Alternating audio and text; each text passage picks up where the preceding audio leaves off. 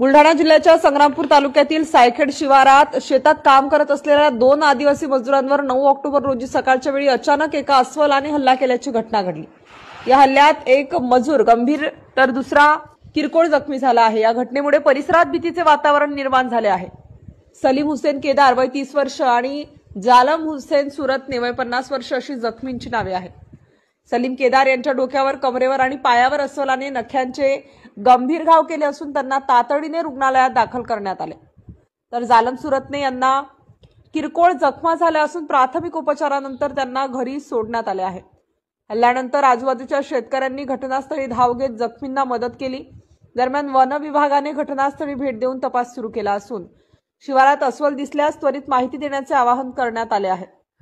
नागरिकांनी आणि शेतकऱ्यांनी जंगललगतच्या भागात काम करताना सावधगिरी बाळगावी असा इशारा प्रशासनाकडून देण्यात आला आहे। एमसीए